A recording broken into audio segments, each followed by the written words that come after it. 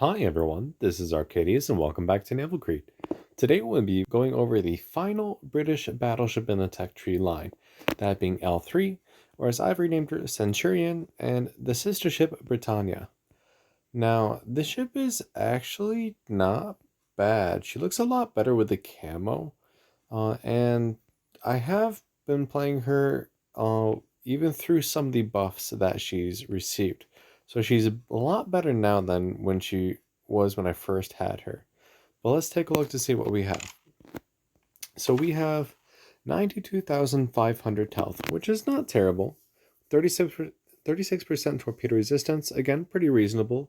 Up to 18 inches of armor. Um, Belt is only 15 inches. However, I do find that it is quite hard to citadel this ship. It has a very, very low citadel, and it is protected very nicely. It's not impossible to citadel the ship. However, I've only maybe done it once or twice. So don't count on it. So you can kind of be brave when showing broadside in this ship. There's not a great chance of you being citadeled, but you still are a pretty large ship and you will take major chunk damage. Alright, guns. We have 18-inch guns, or just about so, 457 mils. We have two triple turrets in the fore and one triple turret in the rear. And these guns are literally just sniper rifles. They have the same good accuracy as the rest of the British line, and the shell velocity is pretty much the same as well, I believe. Let me take a look. Actually, it's a little bit better. Yeah, it's about maybe 40 meters per second faster. Range is 25.2 kilometers. Secondary range is 5 kilometers. For secondaries, you have these twin turrets that are kind of under the overhang here. I also believe these are secondaries. And then for AA, you can just see all of the 40 mils. You have 76 mils. I'm sure there's probably 20 mils around here somewhere as well. You can just see all these AA guns. And they came kind of just seem like placed haphazardly on here. But even if that's true, it is pretty decent AA defense. You can look at those numbers. That's actually pretty decent. The ranges, on the other hand, not the best. But you can definitely increase that if you'd like. Now, when I first played it, her speed was 25.5. Actually, I think it was 23 or 24 knots. But they now have increased that. And you can go all the way up to 29 knots now, which makes her even faster than Montana, even faster than Super Yamato. So, yeah, she's pretty powerful. Yeah, it's hard to find a weak spot with her. Besides mainly having no high explosive, and that really does play a major part in the British battleship line altogether. For example, L3 here has good AA, decent secondaries, good armor, good speed, good maneuverability, good guns, but she will still struggle against destroyers. So destroyers are the best way to, or I should say, the best attempt to neutralize British battleships, considering their lack of high explosive. However, that's not always the case, as you can still be easily destroyed by a very accurate armor-piercing overpen salvo from 18-inch guns. Alright, so with that, let's toss into a game and see what we can do. Alright, and here we have ourselves a game. We have a Super Yamato, we have an L3, a Lion, a Bismarck, an Ibuki, and two Fletchers. So actually not the best match for her. Also, it's let me see if I can zoom in on it.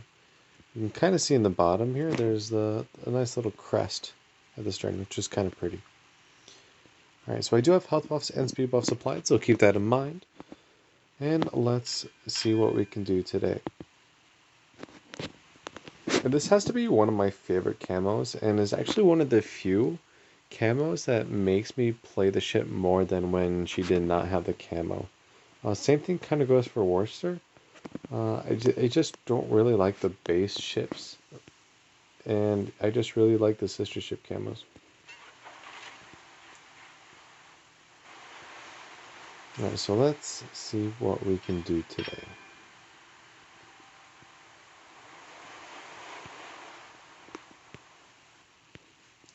So we have a Super Yamato already in our sights, and an L3, so we're going to wait for the Super Yamato to give us broadside.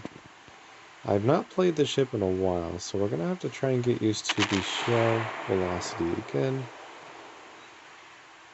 But it should be that hard. That looks pretty decent. Look at that grouping. That shell grouping is amazing. Damage, on the other hand, not so much, but at least we hit the ship.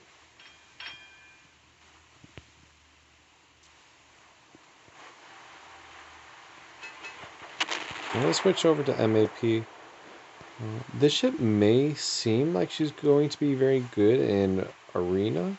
However, I have tried her. She is very susceptible to long-range armor-piercing shells, especially other MAP rounds. So I feel like her deck armor is actually relatively weak. So maybe she's not the best as a long-range sniper. If you play her the way I do, which is kind of close in, look at that accuracy, it's amazing. You don't really have to worry about deck penetrations. 22,000 damage at that kind of range, that's impressive as heck. So yeah, you just have to be careful about long-range engagements. You're not always going to be the best at this tier for that, especially when there's Super Yamatos. Alright, so we're trying to go through the nose. Yep, there we go. 14,000 straight through the nose of this Tsushima. Let me see, if this lion's going to keep turning, that'll be a good opportunity to go through her nose as well.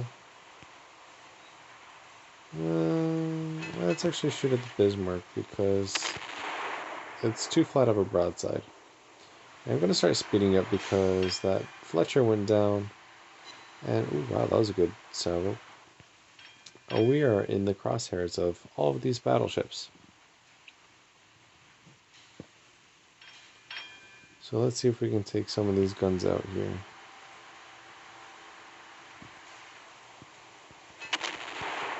I'm going to switch back to MAP because these battleships are going to start turning. Ooh, that was a good salvo. And giving me nose-on profiles, just like this L3 is. And maybe we can take advantage of that. Especially if she keeps going just like that.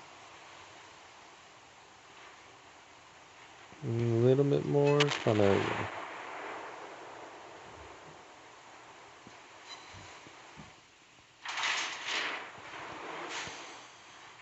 Alright, I think we can get one more MAP salvo off. Most likely through the nose of this. Well, probably through the Bismarck again. And then we'll have to switch back to armor piercing, which is fine.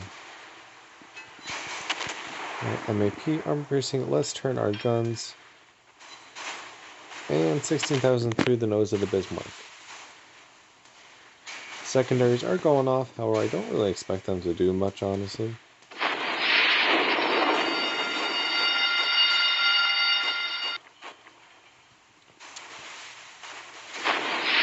That was a good putting that Fletcher in the rear.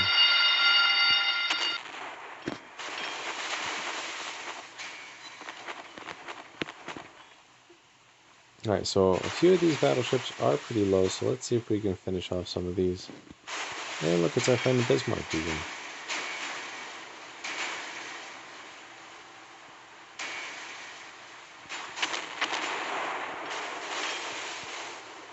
I should finish off Bismarck. And let's see if we can Citadel this Super Yamato to sink her. No, but 8,000 damage. One thing I can tell you for certain is that this is not a brawler battleship. You don't have the secondaries or really good guns for that kind of gameplay. You do want to stay at pretty medium to long range. Oh, sure, now I get the Citadel when there's only like 1,000 health left. We're actually still just about even on this game because the line over there is going to sink in right about now. There we go. Ooh, but this line is pretty close. And then we can finish working on Brittania here. There we go. As you can see, you have pretty good, well, that wasn't the best of shots, but no citadel, but you can still get major chunk damage. That was 11,000 damage just with a few shells.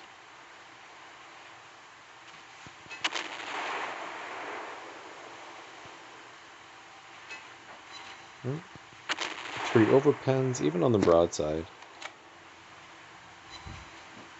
5 pens, 1 overpen for 15,000 damage. You do have quite a bit of health, and as you can see, if you have all the right buffs, you can get her past 100,000 health. But that only lets you go so far. I'm still getting overpens. Let me see if I aim a little bit lower, I might be able to get that citadel.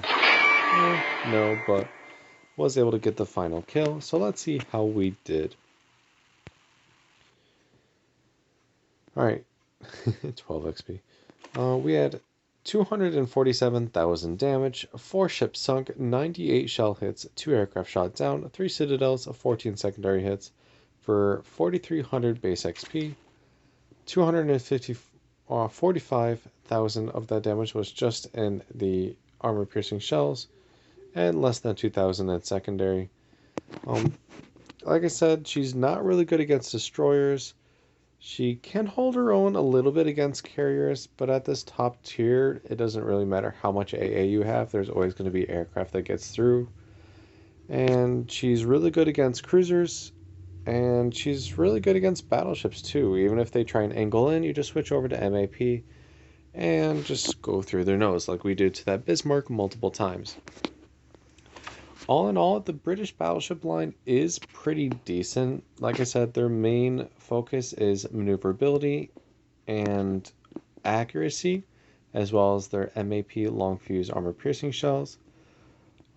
Besides that, there are other strong points, but they are focused more on in other lines, such as good AA from King George V and above, but Americans have better AA. I mean, they have secondaries, but the Germans have better secondaries. Good speed, but the French battleship line has better speed. So it really just depends on what your playstyle is to determine which battleship line is going to work the best for you. For me, this is not the British line. I prefer the French line or the American line, even the Japanese line or German. But British, not too big of a fan of it, and I don't play these ships very often, unless they're ships like Temeraire. I also enjoy Prince of Wales. Rodney is one of my favorites as well. Duke of York occasionally. I'm not the biggest fan. She seems pretty normal, even for a prism ship.